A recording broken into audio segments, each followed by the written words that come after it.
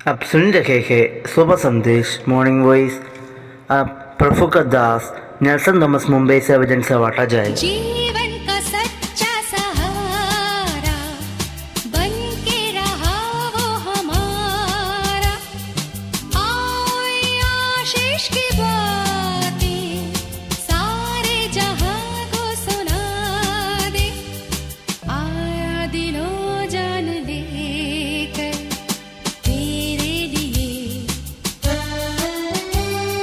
मेरे लिए, तेरे लिए, मेरे लिए आया। उद्धारकर्ता प्रभु यीशु मसीह के अति श्रेष्ठ नाम में शुभ संदेश के हमारे सारे श्रोताओं को एक और बार प्रेम भरा नमस्कार और जय मसीह की। थोड़ी देर के हमारे मनन के लिए फिर से निकालेंगे मत्ती सुसमाचार 9वां अध्याय 27वां पद से लेके 31वां पद तक। Matthew's gospel chapter 9 verses 27 to 31। प्रभु की स्तुति हो। हम यहाँ पढ़ते हैं यीशु मसीह दो अंधों को चंगा करते हैं, उनके आंखें खोलते हैं। इसके पीछे पड़ेगा तो हमें समझ में आएगा। आराधनालय के अधिकारी याईर के बेटी को मरा हुआ परिस्थिति से जिलाने के बाद वो अपने घर की ओर जा रहे थे। जाते समय दो अंधे उसके पीछे पीछे चिल्लाते और पुकारते हुए आते हैं, हे दाऊद की संतान हम पर दया कर। जब वो प्रवेश करते हैं अपने घर में, वहां ये दो अंधे आते हैं उसके पीछे पीछे। वहां यीशु उनसे पूछते हैं, क्या तुम विश्वास करते हो कि मैं ये कर सकता हूँ? जब वे कहते हैं हाँ प्रभु, तब यीशु उस पर उसके आंखों पर स्पर्श करते हैं। ये कहते हैं तुम्हारे विश्वास के अनुसार तुम्हारे लिए हो जाए, और उनका आंखें खुल जाते हैं। 5 महत्वपूर्ण आध्यात्मिक सच्चाई यहाँ से हमें पढ़ने को मिलता है।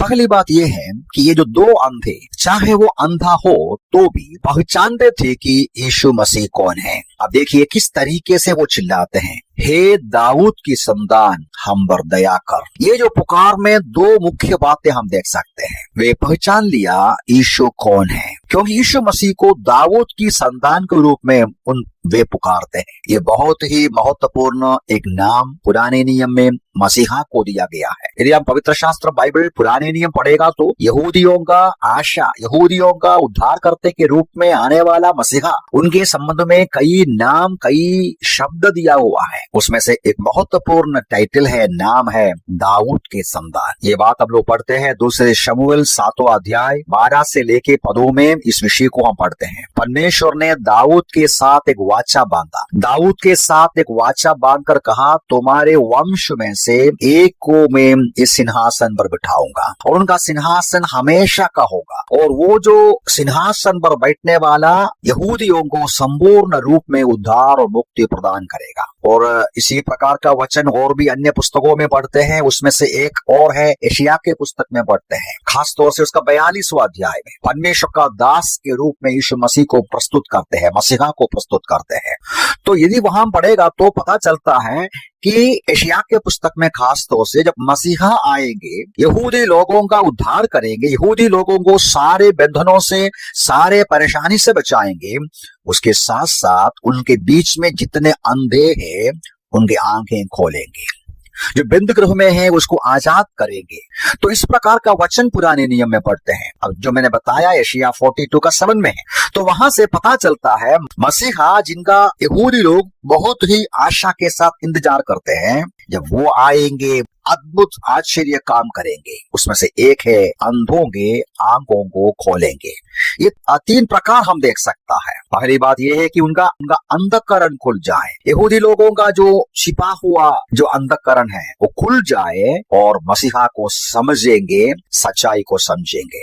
और दूसरा है शारीरिक अंधापन को निकालेंगे, और तीसरा है यहूदियों का आध्यात्मिक अंधापन को निकालेंगे। तो एक है हमारा जो अंधकरण का ज्ञान की जो आंख है, दूसरा है शारीरिक जो अंधे हैं उनको खोलें, और तीसरा है आध्यात्मिक। तो ये बातें, ये जो दो अंधों को मालूम था, ये तो बहुत ही आश्चर्य की बात है। वे परमेश्वर का वचन और सच्चाई को समझा। वे देख नहीं सकता तो भी वो परमेश्वर के वचन में लिखा हुआ वचनों को, वायदाओं को सुनता था, समझता था। पिछले दिनों में उसके संबंध में वे अध्ययन किया, ग्रहण किया, और वे सुना यीशु मसीहा के बारे में, जो मसीहा है, यहूदियों का उद्धार के लिए आए हैं। तो वो पीछे पीछे आकर चिल्लाते हुए पुकारते हैं, हे दाऊद की संतान हम पर दया कर। वे यीशु मसीह को पहचाना कौन है, परमेश्वर का वायदा के अनुसार आया हुआ परमेश्वर का पुत्र मसीहा है। एक बात प्यारो हमें मन में रखना है, आप और मैं, अधिकांश लोग, हम तो अंधे नहीं हैं, हम देख सकते हैं, सुन सकते हैं। हमारा कितना कर्तव्य फर्ज बनते हैं कि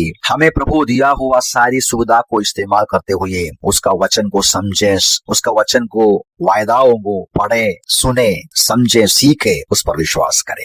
और दूसरी बात, वो ही पुकारने से हम समझ सकते हैं, हम पर दया कर, मतलब वो दया शब्द दर्शाते हैं उनका कमजोरी, उनका निर्बलता। वे महसूस किया कि हम अयोग्य है, अभागा है। प्रभु जी आप दया करें, मतलब आपका दया और करुणा का हमें आवश्यकता है। ये एक अपनी निर्बलता और कमजोरी को कबूल करते हैं, कन्फेशन है, मान लेते हैं। पवित्र शास्त्र बाइबल में, प्रभु के वचन में बार बार इसको बताता है। परमेश्वर किसी को भी मदद नहीं कर सकता जब तक वो अपनी असली परिस्थिति को, अपनी कमजोरी को, अपना पराजय को, अपना गरीबी को कबूल ना करे। मत्ती सुसमाचार में ही पहाड़ी उपदेश में यीशु मसीह ने ऐसा कहा, धन्य है वे जो मन के दीन है, क्योंकि स्वर्ग का राज्य उन्हीं का है। मन के दीन, अपना कंगालपन, आध्यात्मिक कंगालपन, ये महसूस करना है, कबूल करना है।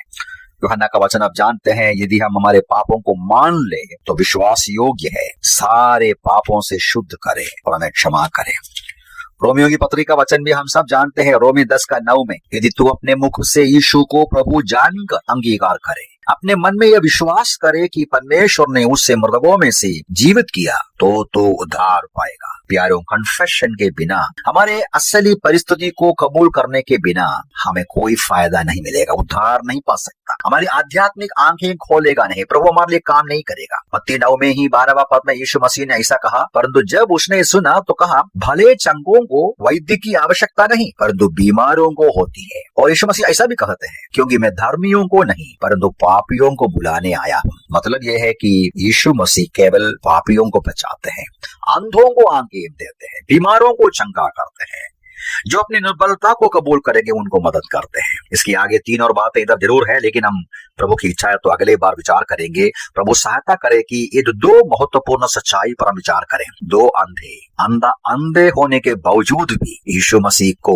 कौन है करके समझा, उनको मालूम पड़ा पुराने नियम के वायदाओं के अनुसार आया हुआ मसीहा है, दाऊद के संतान है यीशु मसीह। और दूसरी बात भी कबूल किया, हम निर्बल है प्रभु जी, आपका कृपा और दया का जरूरत है। मेरे प्यारे सुनने वाले भाई बहन, आप प्रभु के वचन को कितना पहचानते हो, उनके वायदाओं को कितना जानते हो कि आप अपने निर्बलता को, कमजोरी को कबूल करते हैं, मान लेते हैं, तो प्रभु हमें सहायता करेगा। प्रभु के नाम की महिमा हो।